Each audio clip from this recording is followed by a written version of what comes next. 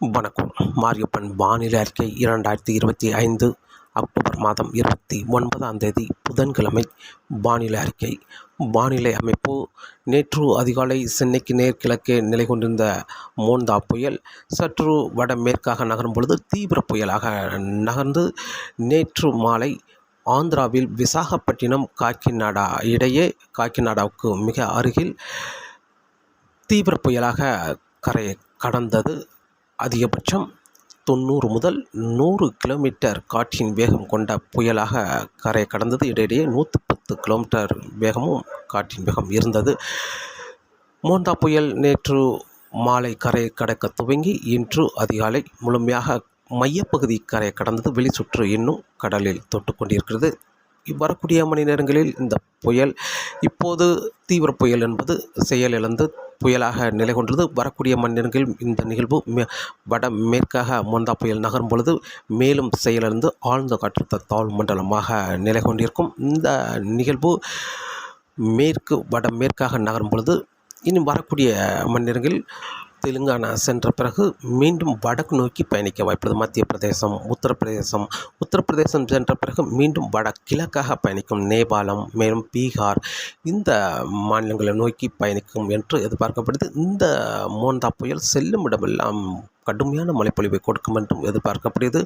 மத்திய பிரதேசம் சென்ற பிறகு இப்போது நிகழ்வுக்கு கிழக்கு பகுதி, தெற்கு பகுதி மழை கிடைத்துக் கொண்டிருக்கிறது. மத்திய பிரதேசம் சென்ற பிறகு நிகழ்வுக்கு வடக்கு பகுதி மழை ஒரு நல்ல மழைப்பொழிவை கொடுக்கும் என்றும் எதிர்பார்க்கப்படுகிறது. ஈர்க்காற்று இனி வரக்கூடிய நாட்களில் வடக்கு பகுதி நிகழ்வுக்கு வடக்கு பகுதி ஈர்க்காற்று இணைவின் காரணமாக ஒரு நல்ல மழைப்பொழிவு கிடைக்க வாய்ப்புள்ளது. இந்த நிகழ்வு செல்லும் இடமெல்லாம் ஒரு நல்ல மழைப்பொழிவு இப்போது ஆந்திராவில் கடுமையான சேதத்தை கொடுத்திருக்கும். அதே வழியில் இனி தெலுங்கானாவுக்கும் கடுமையான மழைப்பொழிவை கொடுக்க இருக்கிறது.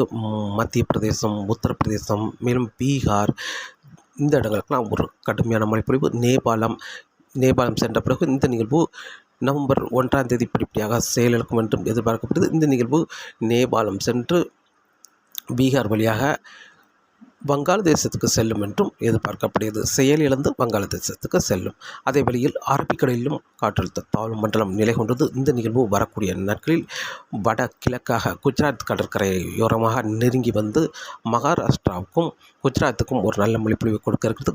மகாராஷ்டிராவை விட குஜராத்துக்கு ஒரு தீவிர மழைப்பொழிவு நவம்பர் 29 அக்டோபர் 29, 30, 31ஆம் தேதி வரை ஒரு நல்ல மழைப்பொழிவை கொடுத்து நவம்பர் 1ஆம் தேதி முதல் இந்த நிகழ்வு படிப்படியாக செயலிழக்கும்.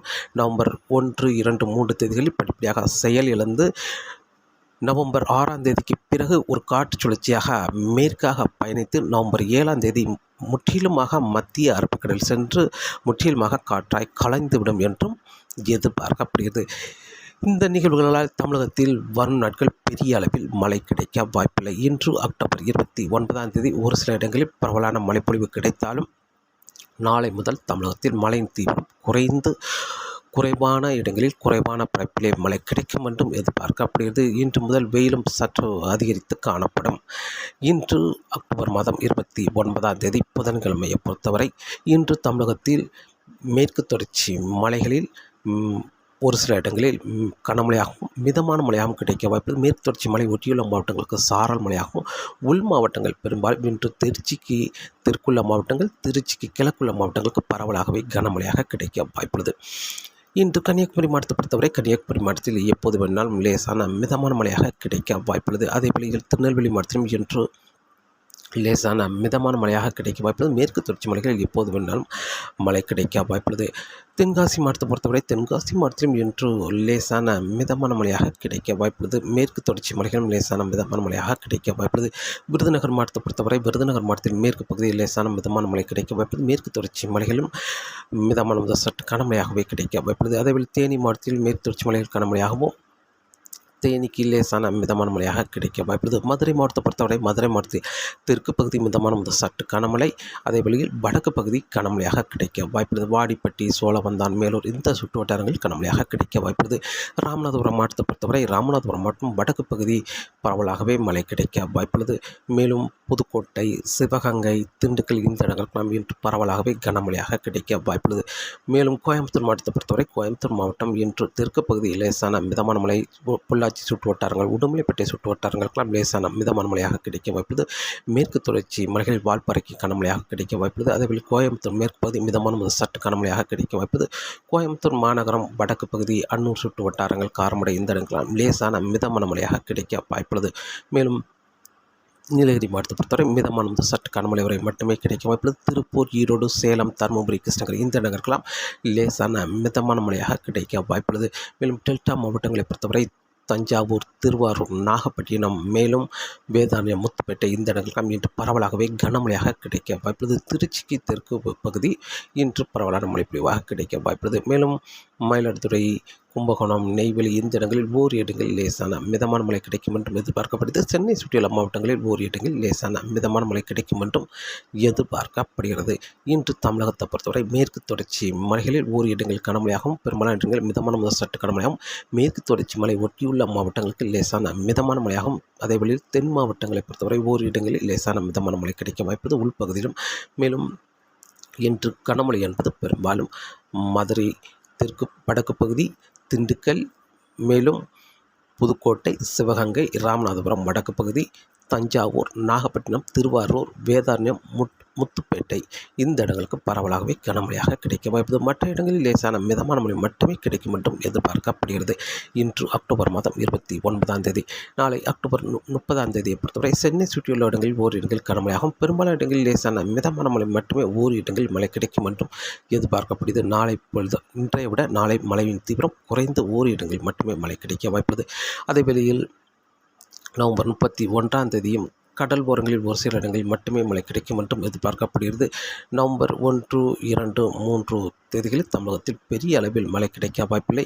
அதே வேளையில் அந்தமானுக்கு மேற்கு பகுதி ஒரு காற்று சுழற்சி உருவாகி அந்த நிகழ்வு ஆந்திராவில் தரையேறி தென்மேற்காக பயணித்து அந்த நிகழ்வு லட்சத்தீவு சென்றடைந்து மீண்டும் தெற்கு நோக்கி முன்னேறி வரும் என்பதால் நவம்பர் 4ஆம் தேதி பெரும்பாலும் கடலோர மாவட்டங்கள், ஆந்திரா எல்லையோர மாவட்டங்கள் ஒரு சில இடங்களில் மழை கிடைக்க வாய்ப்புள்ளது. நவம்பர் 4ஆம் தேதி. நவம்பர் 5ஆம் தேதி மத்திய மாவட்டங்கள், மேலும் ஆந்திரா எல்லையோர மாவட்டங்கள், கர்நாடக எல்லையோர மாவட்டங்களுக்கு மழை கிடைக்க வாய்ப்புள்ளது. அக்டோபர் 5ஆம் தேதி. அதே வேளையில் கோயம்புத்தூர் சுற்றியுள்ள மாவட்டங்களுக்கும் அக்டோபர் 5ஆம் தேதி மழை கிடைக்க வாய்ப்புள்ளது.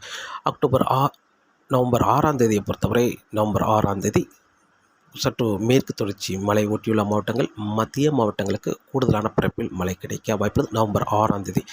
நவம்பர் 7ஆம் தேதி தென் மாவட்டங்களுக்கும் மழை கிடைக்க வாய்ப்புள்ளது. மேற்கு தொடர்ச்சி மலை மாவட்டங்கள், தென் மாவட்டங்களுக்கு மட்டுமே மழை கிடைக்க வாய்ப்புள்ளது. பெரும்பாலும் திருச்சிக்கு தெற்குள்ள மாவட்டங்கள், மேலும் கோயம்புத்தூர் சுற்றியுள்ள மாவட்டங்களுக்கு மட்டுமே நவம்பர் 7ஆம் தேதி மழை கிடைக்க வாய்ப்புள்ளது. நிகழ்வு லட்சத்தீவிலிருந்து தெற்கே முன்னேறி வரும். அதே வழியில் தென்மேற்கு வங்கக்கடலில் வளிமண்டல சுழற்சி உருவாகும். இந்த வளிமண்டல சுழற்சி இலங்கை தரை மீது ஏறி குமரிக்கடலில் நிலை கொண்டிருக்கும்.